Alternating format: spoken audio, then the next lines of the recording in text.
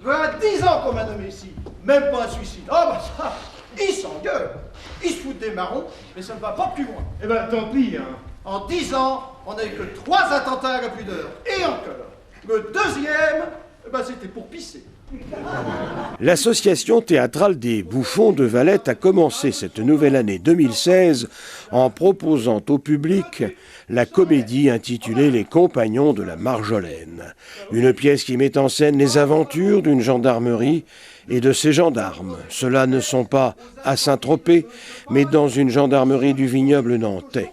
Un spectacle de comédie de mœurs signé Marcel Achard, un auteur du XXe siècle, dans la lignée d'André Roussan et de Marcel Aimé. Oh ben, celui-ci a l'air rudement intéressant.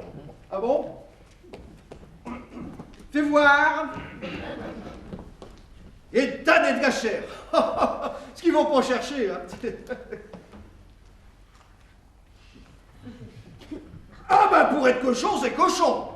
Michel Vandenbrick, vous êtes le metteur en scène de cette pièce intitulée Les Compagnons de la Marjolaine. Alors vous nous en dites un petit mot, puis d'abord on va parler de l'auteur, c'est Marcel Achard, c'est ça? Oui, Marcel Achard, donc, qui était très très joué dans les années 70 et qui petit à petit a disparu, on va dire, du répertoire. Et là, on a essayé de remettre un peu au goût du jour grâce à Joël Baudemaison qui a fait l'adaptation. Alors, combien de personnages? Et puis, sans dévoiler tout à fait l'intrigue, le fil rouge de cette pièce. Oui, alors il y a 10 personnages et en fait c'est une fausse pièce policière.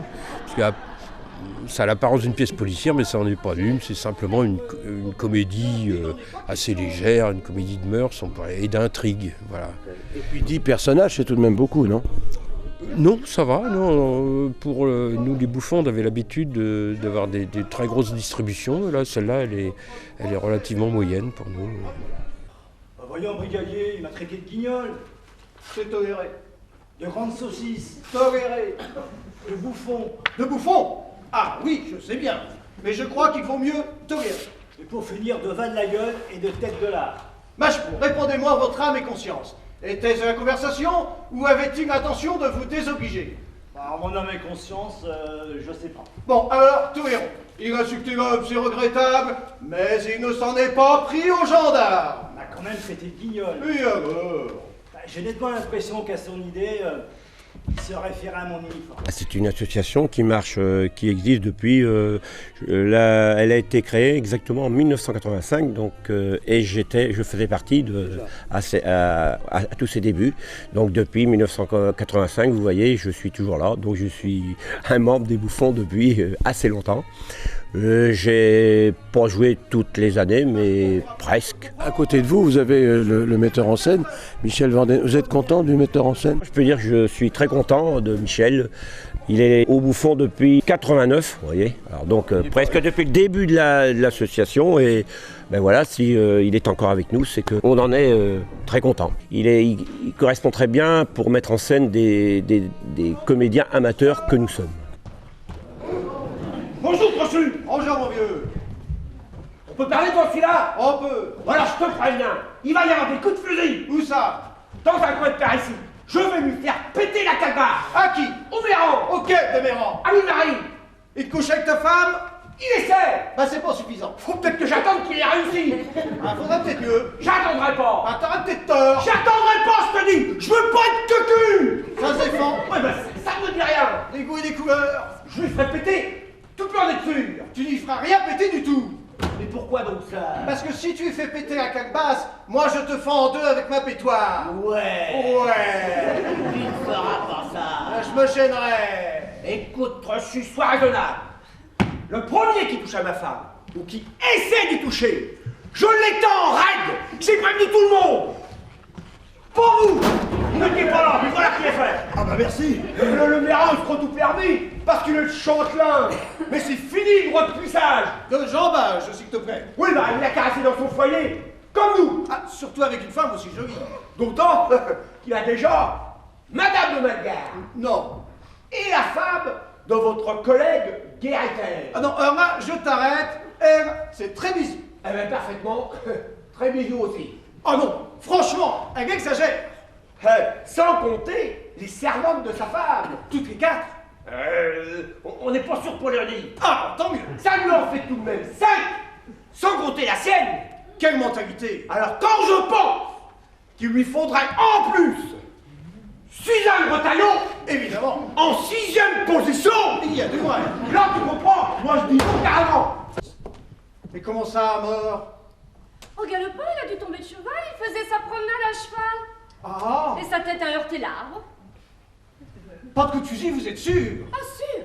Tiens, tiens, et c'est vous qui l'avez trouvé? Oui, la seule joie qu'il m'ait donnée. Ah, Vous connaissez les 4 chemins? oui. Il était à 10 pas de là. Près du chêne de travers? Oui, Vous étiez seul? je n'aurais pas dû. Naturellement, suis-je bête? Je n'aurais pas dû. Pas de blessure apparente? Non. Comment savez-vous qu'il est mort alors? Je me suis penchée sur lui, il ne respirait plus. Mais vous avez pu vous tromper? Impossible. Qu'est-ce qui vous donne cette certitude? Ma tranquillité. Je respire. Je n'ai plus peur. Je sais que je n'aurai jamais plus peur. Ben, vous teniez pourtant tellement à ce qu'il vous tue. Je n'ai plus besoin de mourir maintenant. Et vous me dites ça tranquillement. Je ne mens jamais. Mais vous avez pleuré peut-être car vous m'aimez peut-être. Non, c'était une mauvaise âme. Et j'ai tellement souhaité ce qui est arrivé. Je l'ai peut-être un peu trop souhaité. Peut-être. Vous croyez que je l'ai tué? Un gendarme ne doit jamais rien croire tout de suite. Je sais, brigadier, mais comprenez-moi. J'ai souhaité ce qui est arrivé. Rien d'autre que ce qui est arrivé. Quoi donc? L'accident, le jugement de Dieu. Après Molière, Marcel Achard, dans un autre registre, en attendant une nouvelle création pour l'an prochain, toujours au Champy-Lambard, à Valette. J'attendais qu'il soit mûr, je n'ai plus qu'à y cueillir. Oh, vous allez vous servir de la lettre. Observe bien, comtesse. Elle mettra à la main son chemisier. Elle s'apercevra qu'elle n'en a plus. C'est toujours là qu'elle cache leur lettre d'amour. Je lirai 2 ou 3 phrases et elle tombera raide évanouie. Vous êtes sûr? Ça ne rate jamais. Ah ben, y a pas à hésiter. Votre histoire de champignons est certainement très intéressante, mademoiselle. Je pense bien. Mais ce n'est qu'une présomption, j'ai mieux. J'ai une preuve. Une preuve? Et la personne qui a perdu cette preuve est l'assassin ou son complice en tout cas. Et cette preuve, c'est? Une lettre. Oh, brigadier!